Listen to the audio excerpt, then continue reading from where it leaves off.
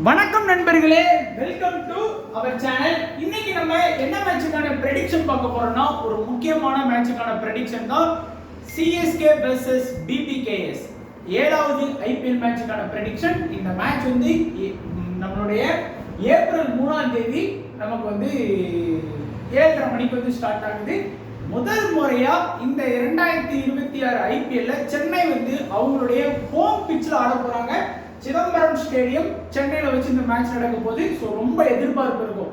இப்படிதான் வந்து நம்ம ஃபர்ஸ்ட் மேட்சுக்கு வந்து ரொம்ப ஆடணும், அது இதுன்னு சொல்லி ராஜஸ்தான் கூட சரி வின் பண்ணிடுவாங்க, சென்னை நல்ல டீம், பரவாயில்ல தோனி வர்றதுக்கு ஒரு டீம் நல்லா செட் பண்ணிடுவாங்களோ நினைச்சேன். கடைசியில் பார்த்தா நம்மள மாதிரி கேவலமாக யாருமே இல்லை, கொஞ்சம் வருத்தம் தான். பரவாயில்ல, ஒரு மேட்ச் தானே, இன்னும் நிறைய மேட்ச் இருக்கு. ஸோ ஃபர்ஸ்ட் ஹோம்லேயே விட்டு மாஸ் காட்டுறோம் அப்படிங்கிறத நம்ம நினைப்பு பார்ப்போம் என்ன நடக்குது. ஆனால் நிறைய பேர் சொல்றாங்க, அந்த வடிவல் படத்துல சொல்லுவாங்க, வை பஞ்சாப் லாரி பூரா மடக்கிறா அப்படிங்கிற மாதிரி. அசால்ட்டா பஞ்சாப் லாரி நினைக்காதீங்க, இது 5 வருஷத்துக்கு முன்னாடி இருந்த பஞ்சாப் லாரி இல்லை. ஸோ கொஞ்சம் பார்த்து தான் இருக்கணும், இல்லைன்னா லாரி அடிச்சு தூக்கி போட்டு நம்மள போய்கிட்டே இருக்கும் ஹைவேல. ஸோ அதே கொஞ்சம் கவனமாக பார்க்கணும். ஸோ நம்மளுடைய டெலகிராம் சேனலில் ஜாயின் பண்ணாத நண்பர் பார்த்தீங்கன்னா மறக்காம ஜாயின் பண்ணிக்கோங்க. லிங்க் டிஸ்கிரிப்ஷன் பாக்ஸில் இருக்குது. எல்லா அப்டேட்டுமே ஃப்ரீயாக நம்ம சேனலில் கொடுத்துட்டு இருக்கோம் நண்பா. அதே போல பிட்ச் ரிப்போர்ட், இந்த பிட்ச் ரிப்போர்ட் வந்து நம்ம பார்க்கணும் கண்டிப்பாக. காரணம் என்ன அப்படின்னா, ஓரளவுக்கு சென்னை பிட்சை பற்றி நான் சொல்லி தான் உங்களுக்கு தெரியணும்னு கண்டிப்பாக கிடையாது. நம்ம எல்லாருக்குமே ஒரு ஹோம் பிட்ச் மாதிரி தான் அது வந்து. ஸோ ஆஃப் சைட் லெக் சைடை பொறுத்த வரைக்கும் 68 மீட்டர் 65 மீட்டர். மற்ற பிட்சை கம்பேர் பண்ணும்போது ஓகே.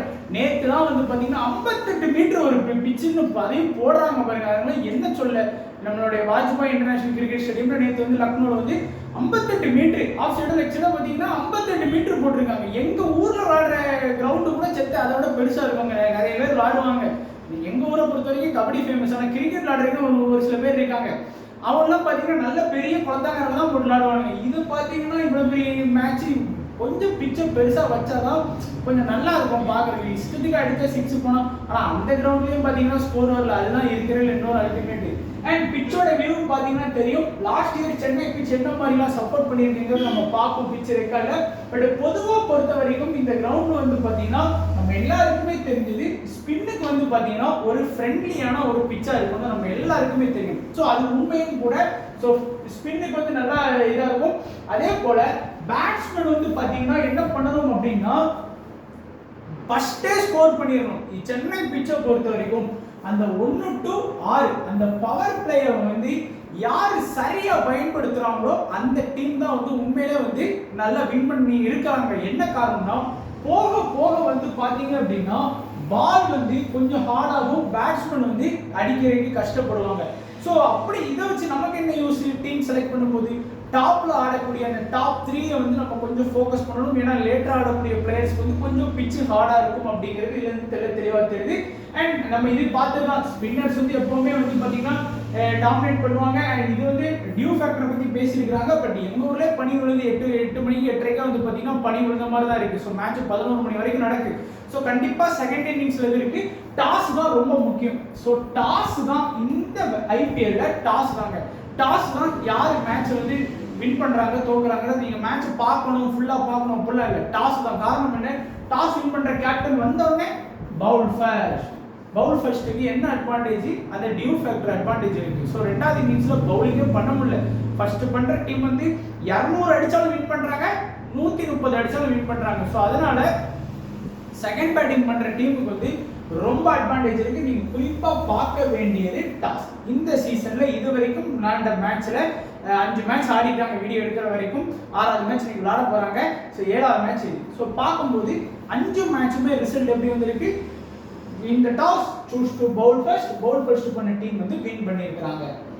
அடுத்ததா நம்ம பார்க்கிறது ஓவரால் லாஸ்ட் இயர்ல இந்த சென்னை பிட்ச்ல வந்து மொத்தம் வந்து 6 மேட்ச் வந்து நடத்திருக்காங்க. இந்த 6 மேட்சோட ரிசல்ட் எப்படி போயிருக்கு அப்படின்னு நம்ம பார்த்தோம் அப்படின்னா, பேட்டிங் ஃபர்ஸ்ட் பண்ண டீம் 2, பேட்டிங் செகண்ட் பண்ண டீம் 4.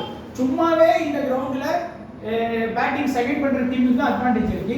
இப்போ இந்த ஐபிஎல்லே வந்து பாத்தீங்கன்னா கரண்ட் ட்ரெண்ட் வந்து செகண்ட் பேட்டிங் பண்ற டீம் தான் வின் பண்ணியிருக்கு. ஸோ அதுல இருந்து நமக்கு தெரிஞ்சிருக்கணும். ஹை ஸ்கோர் பாத்தீங்கன்னா போன சீசன்ல வந்து RCB வந்து 196 ஸ்கோர் பண்ணியிருக்காங்க.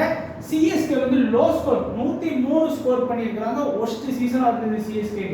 0ல இருந்து 150குள்ள 3 இன்னிங்ஸும் 150 டு 69குள்ள 5 இன்னிங்ஸும் 70 டு 89குள்ள ஒரு இன்னிங்ஸும் 90 பிளஸ் வந்து ஒரு 3 இன்னிங்ஸ் வந்து ஸ்கோர் பண்ணியிருக்காங்க. அடுத்ததா பார்த்தோம் அப்படின்னா ஒரு முக்கியமான ஸ்டாட்ஸ் தான் இது வந்து நம்ம எல்லாருக்குமே தெரியும்.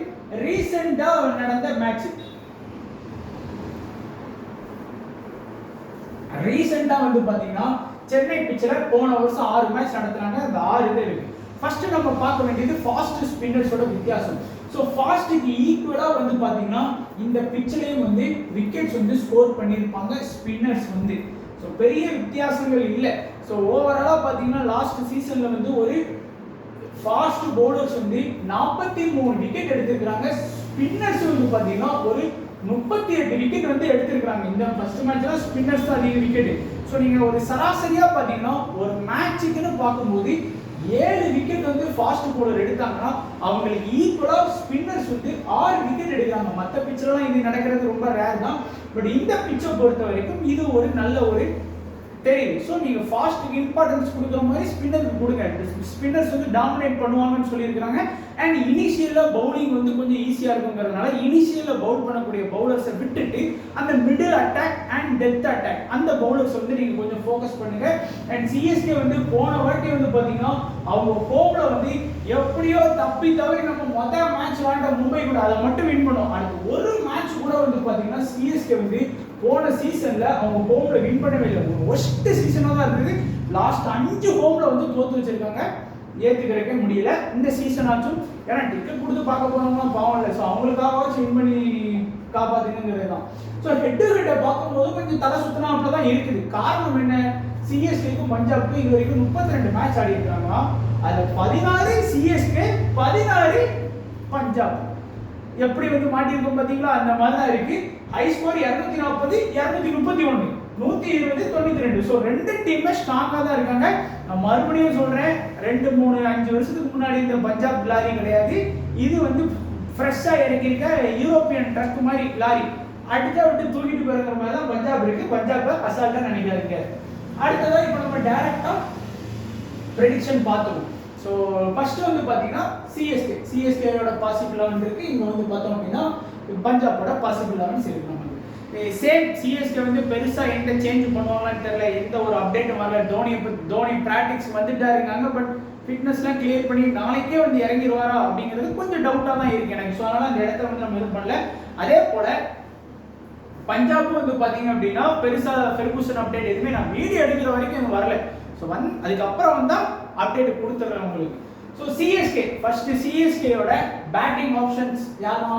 சஞ்சு, ருத்து, ஆயுஷ் மாத்ரே, ஷார்ட், நம்மளுடைய Sarfaraz Khan, Kartik Sharma, Shivam Dube. So 7 batting lineup வச்சிருக்காங்க.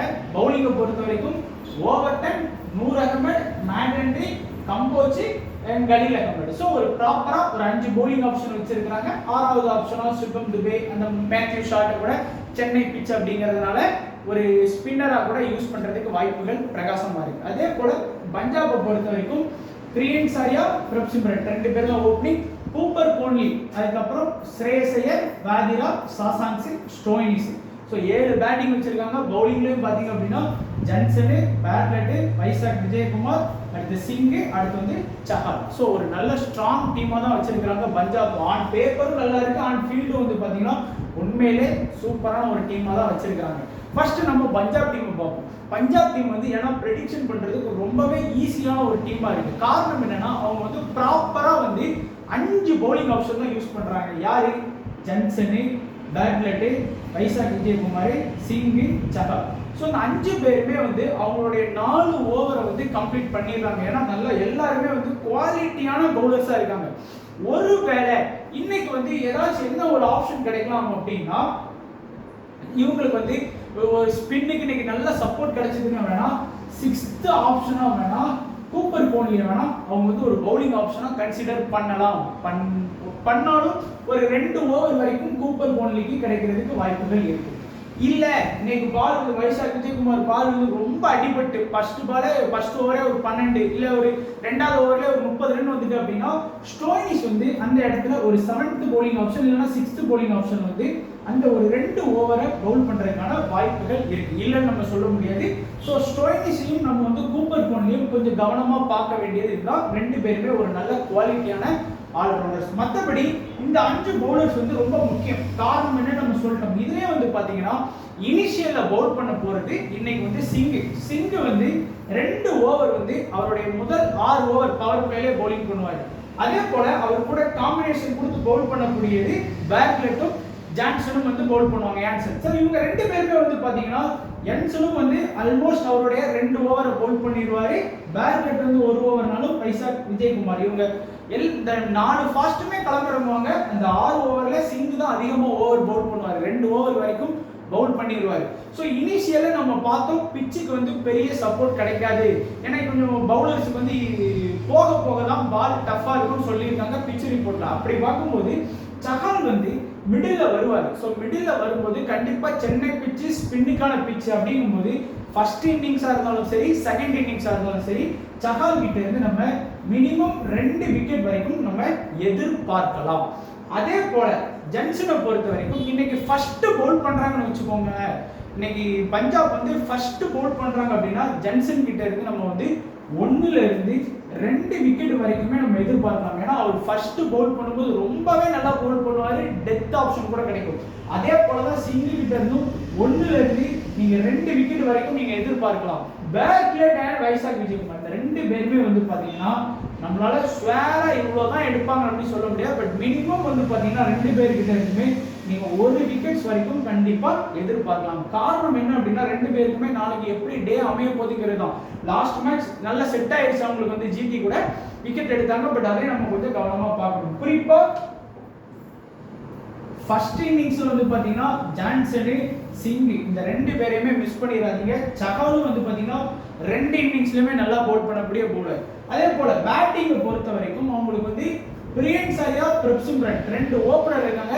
2 பேருமே அதிரடியான பிளேயர்ஸ். சும்மா தட்டிக்கிட்டு தடவிட்டுலாம் இருக்க மாட்டாங்க. வந்தா வருது போனா போகுது அப்படின்னு ஆடக்கூடிய பிளேயர்ஸ் அப்படிங்கிறதுனால 2 பேருமே வந்து கொஞ்சம் நம்ம கவனமா பார்க்கணும். பிளஸ் இதில் வந்து பிரப்சிம்ரனை பொறுத்த வரைக்கும் எல்லா மேட்சுமே அவர்கிட்ட ஒரு கன்சிஸ்டன்சி இருக்கும். ஒரு 25+ ஆச்சும் வந்து மினிமம் அடிச்சு கொடுத்துருவாரு. பிரியன் சாரியாவை பொறுத்த வரைக்கும் செகண்ட் பேட் பண்ணும்போது அவர்கிட்ட இருந்து ஒரு பெரிய ஸ்கோர் எதிர்பார்க்கலாம். சேசிங் வந்தா பிரியன் சாரியா நல்லா ஆடுறாரு. கூப்பர் போன்லி நான் ஏற்கனவே சொன்னேன், கூப்பர் போன்லி சாதாரண நினைக்கிறீங்க. அவர் ஆஸ்திரேலியாங்கிற நீங்க போய் பிபிஎல் பெர்த்ல வந்து அவர் எப்படி இந்த சீசன் ஆடி இருக்காரு, பேட்டிங் பண்ணியிருக்காரு, பவுலிங் பண்ணியிருக்காரு பார்த்தீங்கன்னாலே கண்ணை மூடிட்டு இம்பார்ட்டன்ஸ் கொடுப்பீங்க. அந்த லெவலுக்கு ஒரு பெர்ஃபார்மன்ஸ் கொடுத்தாரு. அதனாலதான் நம்ம லாஸ்ட் மேட்சும் அவரை சூஸ் பண்ணதுக்கு காரணம். ஸ்ரேயஸ் ஐயரை பொறுத்த வரைக்கும் ரொம்ப ஸ்ட்ராங்கான ஒரு பிளேயர். குறிப்பா வந்து ஸ்ரேயஸ் ஐயர் வந்து ஃபர்ஸ்ட் பேட்டிங் பண்றப்பலாம் ஒரு பெரிய பெரிய ஸ்கோர் வந்து அடிச்சு கொடுக்குறாரு. எப்படி பார்த்தாலும் வந்து பாத்தீங்கன்னா ஸ்ரேயஸ் ஐயர் கிட்ட இருந்து ஒரு 35+ வரைக்கும் வந்து வர்றதுக்கு வாய்ப்புகள் பிரகாசமா இருக்கு. வாதிராவை பொறுத்த வரைக்கும் நல்லா டீசெண்டா ஆடக்கூடிய பிளேயர். பட் நான் வாதிரா வந்து ஒருவேளை செகண்ட் பேட்டிங்ல சேசிங் கிடைக்கிற மாதிரி இருந்தா நீங்க ட்ரை பண்ணலாம். சாசாங் சிங் வந்து எப்போதுமே வந்து பாத்தீங்கன்னா ஃபர்ஸ்ட் பேட்டிங்ல தான் ரொம்பவே நல்லா ஆடி இருக்கிறாரு. செகண்ட் பேட்டிங்லலாம் அவர் பெருசா ஆடி கொடுத்ததே இல்லை. ஸோ ஃபர்ஸ்ட் பேட்டிங்ல சாசாங் சிங் ரொம்ப ஸ்ட்ராங்கு. ஸ்டோயினிஸ் பெரிய அந்த பேர் தான் இருக்கிறத இப்போ ஒன்றும் இல்லை, பிபிஎலுமே பெருசா இல்லை. பட் நல்ல ஆப்ஷன்ல இருக்கக்கூடிய ஒரு பிளேயரா தான் பார்க்குறேன். அடுத்ததா பார்த்தோம் அப்படின்னா சாம்சன் நமக்கு வந்து ருத்து 2 பேரும் ஓப்பனிங் ஆடுறாங்க. 2 பேரையுமே நம்ம நம்புவோம் நல்லா அடிப்பாங்க அப்படின்னு சொல்லி. ஸோ சாம்சன்லாம் நல்ல ஃபார்ம்ல இருக்காரு. ஸோ கண்டிப்பா வந்து இந்த 2 பேர்கிட்ட இருந்துமே இன்னைக்கு ஹோம் பிச் அப்படிங்கிறதுனால ஒரு 35+ ரன் வரைக்குமே நான் பர்சனலா எதிர்பார்க்கிறேன். அண்ட் ஆயுஷ் மாத்திரை பொறுத்த வரைக்கும் ஃபர்ஸ்ட் பேட்டிங்னா நான் வந்து ஒரு 30+ ரன் வந்து கன்ஃபார்ம் அடிப்பார் அப்படிங்கிற மாதிரி நம்புறேன். செகண்ட் பேட்டிங்ல ஹை ஸ்கோரும் வரலாம், லோ ஸ்கோர்லயும் வந்து போறதுக்கு வாய்ப்புகள் இருக்கு. மேத்யூ ஷாட் நல்ல ஒரு ஃபார்ம்ல தான் ஆடிட்டு இருந்தாரு. பட் இன்னைக்கு அவருக்கான பவுலிங் ஆப்ஷன் ஒன்று இருக்கிறதுனால நம்ம அவரை வந்து கொஞ்சம் ட்ரை பண்ணி பார்க்கலாம். ஏன்னா ஸ்பின்னர் ஆப்ஷன்ல அவர் தான் இருக்கிறாரு. அண்ட் சர்ஃப்ராஸ் கான் நெட்லலாம் நல்லா ஆடினதா சொல்றாங்க. பட் ஒரு குறைஞ்சது வந்து பாத்தீங்கன்னா ஒரு 25+ ரன் வரைக்கும் ஆடுறதுக்கு வாய்ப்பு இருக்கு. கார்த்திக் சர்மா நல்ல ஒரு அதிரடியான பிளேயர். ஸோ அவர்கிட்ட இருந்து நம்ம வந்து ஒரு 20+ ரன் வரைக்கும் வந்து நம்ம எதிர்பார்க்கலாம். சிவம் துபே முன்னாடியே வருவாரு, வந்தாலும் ஃபர்ஸ்ட் பேட்டிங் செகண்ட் பேட்டிங் பார்க்கும்போது ஒரு 20+ வரைக்கும் வந்து 2 இன்னிங்ஸ்லயுமே நல்லா ஆடி கொடுத்துட்டு தான் இருக்கிறாரு.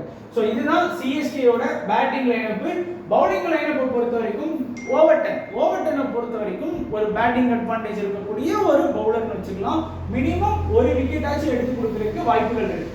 நூர் அகமடை பொறுத்த வரைக்கும் ஃபர்ஸ்ட் பவுல் பண்ணார் அப்படிங்கிற பட்சத்தில் நான் வந்து 2 விக்கெட் வரைக்கும் எதிர்பார்ப்பேன். லாஸ்ட் சீசன்லாம் சென்னை பிச்சில் 3 விக்கெட் 2 விக்கெட்லாம் எடுத்து கொடுத்தது நமக்கு ஞாபகம் இருக்குன்னு நினைக்கிறேன். மேட் ஹென்ரியும் அதே போல தான் ஃபர்ஸ்ட் இன்னிங்ஸ்ல பவுல் பண்ணாருன்னா 2 விக்கெட் வரைக்குமே நம்ம எதிர்பார்க்கலாம். கம்போஜ் கிட்ட இருந்து நான் அதிகமா எதிர்பார்க்கிறதே 1 விக்கெட் தான். அது ஃபர்ஸ்டா இருந்தாலும் சரி செகண்டா இருந்தாலும் சரி.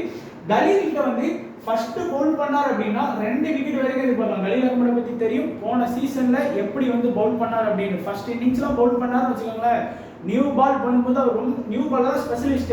ஸோ 2 விக்கெட் 3 விக்கெட் 4 விக்கெட்லாம் எடுத்துக்கிட்டாரு. அதே செகண்ட் வந்தா அதிகபட்சம் 1 விக்கெட் தான் வந்து எதிர்பார்க்க முடியும். ஸோ இப்போ நம்மளுடைய ஸ்டார் பிளேயர் பார்ப்போம். யாரெல்லாம் ஸ்டார் பிளேயரா நான் கொடுக்குறேன் அப்படின்னா, இங்க பொறுத்த வரைக்கும் சஞ்சு சாம்சனு, ருத்ராஜ் கெய்க்வாட், மேத்யூ ஷாட்டை வந்து நான் சூஸ் பண்ணியிருக்கேன். இங்க பவுலிங்கை பொறுத்த வரைக்கும் Noor Ahmad, Matt Henry and Khaleel Ahmed, இந்த 6 பேரை நான் வந்து ஸ்டார் பிளேயரா சூஸ் பண்றேன். இங்க பொறுத்த வரைக்கும் சகாலு, ஜான்சனு, சிங்கு, ஸ்ரேயஸ் ஐயர், கூப்பர் கோன்லி, பிரப் சிம்ரன். ஸோ இந்த 6 பிளேயர் வந்து இங்க ஸ்டார் பிளேயரா நம்ம வச்சிருக்கோம்.